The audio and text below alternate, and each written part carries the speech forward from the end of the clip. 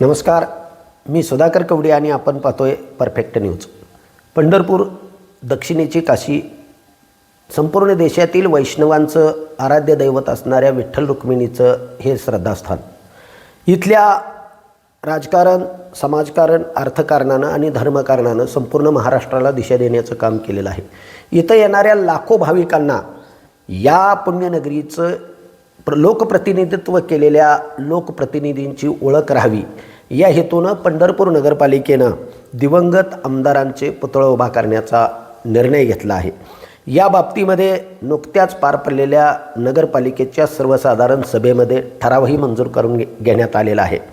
मात्र या ठिकाणी कुठल्या आमदारांचे पुतळे उभा केले जाणार, त्यांचा कार्यकाल काय आणि त्यांचं कर्तृत्व काय या संदर्भातला आलेख आपण या बातमीच्या स्वरूपामध्ये आज पाहणार आहोत. स्वातंत्र्य प्राप्तीच्या कालावधीमध्ये पंढरपुरातल्या अनेक स्वातंत्र्य सैनिकांनी स्वातंत्र्य चळवळीत भाग घेतला. त्यापैकीच बाबूराव जोशी हे एक व्यक्तिमत्व होते. काँग्रेसचे कट्टर निष्ठावंत असलेले बाबूराव जोशी हे 1948 ते 52 या कार्यकालावधीमध्ये इंडियन ॲक्टनुसार महाराष्ट्रामध्ये पहिले लोकनियुक्त शासननियुक्त आमदार राहिलेले आहेत. बाबूराव जोशी यांनी स्वातंत्र्य चळवळीमध्ये देखील कामकाज केलेलं आहे.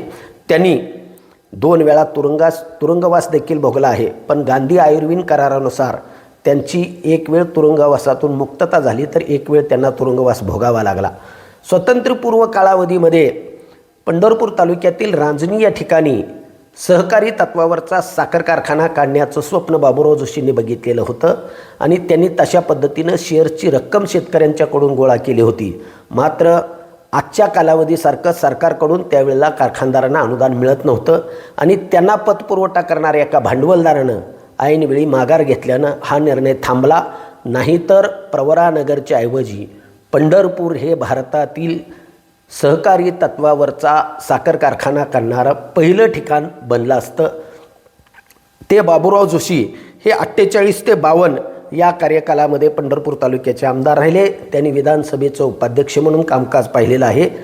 तालुका काँग्रेस कमिटीचे तालुका अध्यक्ष तसेच सोलापूर जिल्हा सहकारी बँकेचे संचालक म्हणून देखील काम पाहिलेलं आहे. त्यानंतर 1952 साली विधानसभेच्या ज्या निवडणुका झाल्या त्या निवडणुकामध्ये कैलासवासी जयवंत घनश्याम मोरे यांनी ही निवडणूक जिंकली. ते अर्थातच काँग्रेसच्या विरोधी प्रवाहामध्ये काम करणारे कार्यकर्ते होते. शेकापच्या स्थापनेमध्ये जयवंतराव मोरे यांचा फार मोठा वाटा होता. पंढरपूर तालुक्यातील जाधववाडी या ग्रामीण भागामध्ये त्यांचा वावर होता. ते मूळचे करमाळा तालुक्यातील करमाळा या ठिकाणचे रहिवासी होते. त्यांनी वकिलीच्या निमित्तानं पंढरपुरामध्ये येऊन इथल्या राजकारणाला दिशा दिलेली होती आणि शेतकरी कामगार पक्षाचं त्यांनी नेतृत्व केलेलं होतं. 1952 ते 57 या कालावधीमध्ये घनश्याम जयवंत मोरे जे बाळासाहेब मोरे या नावानं तालुक्याला परिचित होते, त्यांनीही पंढरपूर तालुक्याच्या विकास कामामध्ये योगदान दिलेलं आहे. त्या कालावधीमध्ये शेतकऱ्यांच्याकडून पंढरपूर शहरात प्रवेश करण्यासाठी जो कर आकारला होता त्याला विरोध करून त्यांनी तो कर बंद केलेला होता. विधानसभेतला एक अभ्यासू वक्ता म्हणून घनश्याम मोरे यांच्याकडं बघितलं जातं. 1957 ते 58 या कालावधीमध्ये रघुनाथ नामदेव राऊळ उर्फ भाई राऊळ यांनी पंढरपूरचं विधानसभेमध्ये प्रतिनिधित्व केलेलं होतं. एक अभ्यासू आणि फरडा वक्ता म्हणून भाई राऊळ यांच्याकडे बघितलं जातं. केवळ 1.5 वर्षाच्या कालावधीमध्ये भाई राऊळ यांनी तब्बल 64 प्रश्न विधानसभेच्या पटलावरती मांडलेले होते आणि अनेक प्रश्नांची सोडवणूक केलेली होती. एक फरडा वक्ता म्हणून त्यांच्याकडे बघितलं जात होतं. प्रके आत्रे यांनी भाई राऊळ यांच्या वक्तव्याबाबत बोलताना भाई राऊळ हे पाणी पितात आणि पेट्रोल ओकतात असं त्यांच्या बाबतीमध्ये वक्तव्य केलेलं होतं. त्यांनी मैल कुलींची संघटना बांधली, मजुरांची संघटना बांधली, नगरपालिकेच्या कर्मचाऱ्यांची संघटना बांधली. आज पंढरपुरामध्ये सफाई कामगारांची जी वसाहत दिसते संतपेठ परिसरामध्ये, त्या ठिकाणी गुजरातवरून आणलेल्या सफाई कामगारांना वसाहत निर्माण करून देऊन पंढरपूर स्वच्छ ठेवण्यामध्ये भाई राऊळ यांची महत्त्वाची भूमिका होती. त्यांचं कर्जतच्या रेल्वे स्टेशनवरती मुंबईला जात असताना हार्ट अटॅकनं दुःखद निधन झालेलं होतं. आणि त्यानंतर झालेल्या पोटनिवडणुकीमध्ये शेतकरी कामगार पक्षाचेच ॲडव्होकेट नारायण पुरुषोत्तम पटवर्धन हे विजयी झाले होते. 1958 ते 1962 या कालावधीमध्ये नारायण पटवर्धन यांनी पंढरपूरचं प्रतिनिधित्व केलं होतं. पण निवडून आल्यानंतर आपल्या कारकिर्दीमध्ये एकही दिवस विधानसभेत ते उपस्थित राहिले नाहीत, अशा प्रकारची माहिती स्थानिक लोकांच्याकडून उपलब्ध झालेली आहे. नारायण पटवर्धन हे हट्टी स्वभावाचे होते आणि त्यामुळं ते विधानसभेमध्ये कधीच उपस्थित राहिले नाहीत, अशी माहिती स्थानिक लोकांच्याकडून त्यांच्याकडून मिळाली जाते. आणि त्यानंतर 1962 साली झालेल्या निवडणुकीमध्ये मात्र काँग्रेस पक्षाकडून औदुंबर कोंडीबा पाटील हे विजयी झालेले होते. त्यांनी त्यावेळच्या शेतकरी कामगार पक्षाचे ज्येष्ठ नेते जयवंत घनश्याम मोरे उर्फ बाळासाहेब मोरे यांचा पराभव केलेला होता. आणि 1962 सालापासून ते तब्बल 1980 सालापर्यंत औदुंबर कोंडीबा पाटील यांनी पंढरपूरचं प्रतिनिधित्व विधानसभेमध्ये केलेलं होतं. आजच्या सोलापूर जिल्ह्याची वरदायिनी ठरलेल्या उजनी धरणाच्या निर्मितीमध्ये त्यांचं मोलाचं योगदान आहे. तसेच सोलापूर रस्त्यावरती जो नवीन पूल उभारण्यात आलेला आहे तोही त्यांच्या कार्यकालामध्ये झाला. त्यांच्या कार्यकालामध्ये पंढरपुरात अनेक संस्थांची स्थापना झाली. त्यामध्ये श्री विठ्ठल सहकारी साखर कारखान्याची स्थापना हे त्यांचं मुख्य संस्था स्थापण्याचं कार्य मानलं जातं.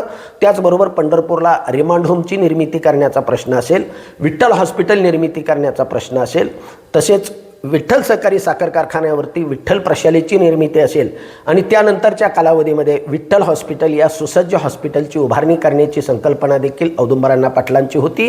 पंढरपूर तालुक्याच्या कृषी आणि औद्योगिक क्रांतीचे जनक म्हणून औदुंबरांना पाटील यांच्याकडे बघितलं जातं. त्यांनी तब्बल 18 वर्ष पंढरपूरचं नेतृत्व विधानसभेमध्ये केलेलं होतं.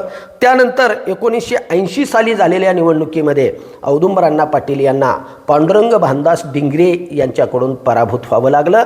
1980 ते 85 या कालावधीमध्ये कैलासवासी पांडुरंग भानदास डिंगरे यांनी पंढरपूरचं प्रतिनिधित्व विधानसभेमध्ये केलेलं होतं.